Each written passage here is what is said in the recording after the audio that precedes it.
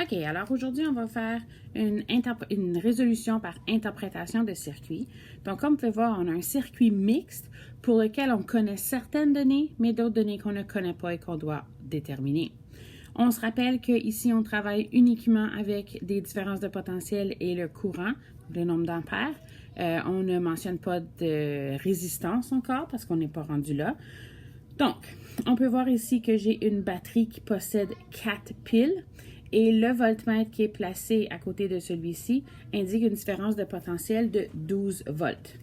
On a une ampoule ici qui possède une différence de potentiel de 2 volts et mon ampèremètre indique 4 ampères.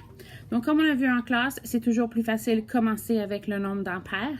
Donc, on peut voir que mon circuit a certaines sections en série, certaines sections en parallèle, et on va commencer avec celui-là.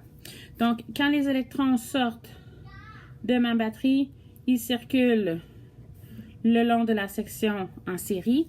On indique qu'il y a 4 ampères, donc l'équivalent de 4 paquets d'électrons par seconde. Lorsque les électrons arrivent au point d'intersection, on assume ici qu'ils vont se diviser également, que la moitié des électrons vont prendre le premier chemin et que l'autre moitié des électrons prendront le deuxième. Si la moitié des électrons prennent le premier chemin, ça veut dire que lorsqu'ils arrivent à l'ampèremètre 2, on va observer la moitié de 4 ampères, donc 2 ampères d'électrons qui vont passer par ce circuit. Et on va observer la même chose pour l'ampèremètre 3, c'est-à-dire que 2 ampères d'électrons passeront à cet endroit. Tous les électrons qui passent par les deux chemins vont ensuite se réunir lorsqu'ils reviennent à ce point d'intersection. Donc, je peux ensuite voir que rendu à l'ampèremètre 4, je vais mesurer un courant total de 4 ampères. Pas si compliqué que ça pour le courant.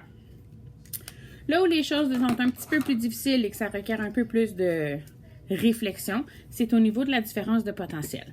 Donc, on se souvient que quand les électrons sortent de ma batterie, ils ont l'équivalent de 12 joules par paquet d'électrons ou 12 joules par coulomb. Donc, ça correspond à 12 volts.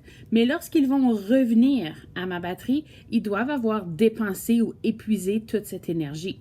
Donc, c'est comme si tu disais que en sortant, tous les paquets d'électrons avaient l'équivalent de 12 volts d'énergie et au retour, ils vont en avoir 0.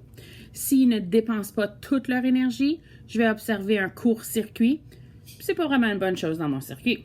Donc, mes électrons se promènent, ils rencontrent la première ampoule. Le voltmètre à cet endroit indique 2 volts. Ça veut dire que, initialement, les électrons avaient l'équivalent de 12 volts d'énergie. Ils vont en dépenser 2. Donc, ce qui leur reste, c'est 10. La moitié des électrons vont prendre le premier chemin, l'autre moitié des électrons vont prendre le deuxième. On sait que tous les électrons qui prennent le premier chemin vont dépenser une certaine quantité d'énergie et ils vont dépenser, cette quantité d'énergie correspond à 4 volts. Donc, ils avaient 10 volts initialement. Ils vont en dépenser 4. Donc, ce qui leur reste, c'est 6 volts. Ça veut dire que tous les électrons qui prennent l'autre chemin doivent dépenser la même quantité d'énergie que ceux qui ont pris le premier. Parce que tous les électrons, une fois qu'ils atteignent le point d'intersection, doivent avoir la même quantité d'énergie correspondante.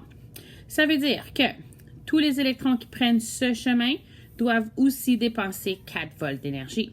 On remarque que j'ai un voltmètre ici, j'ai un voltmètre là, puis j'ai une ampoule ici, mais je n'ai pas indiqué de voltmètre. Même s'il n'y a pas de voltmètre, elle dépense quand même de l'énergie. Donc, si j'ai un voltmètre autour du fil, parce que le fil ne convertit pas l'énergie électrique en une autre forme d'énergie, ce n'est pas une résistance et il ne devrait pas avoir une différence de potentiel. Donc, ici, j'aurai 0 volt. Donc, je dois diviser le 4 volts d'énergie entre ces deux ampoules, ce qui va me donner 2 volts pour chacun. Donc, une fois que les électrons arrivent à ce point d'intersection, ils ont l'équivalent de 6 volts total.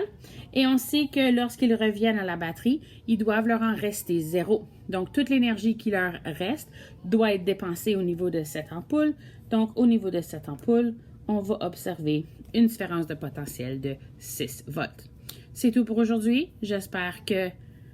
C'est tout pour ce problème. J'espère que ce petit vidéo vous a aidé à non seulement corriger votre problème, mais aussi à mieux comprendre comment interpréter un circuit mixte. Bonne journée!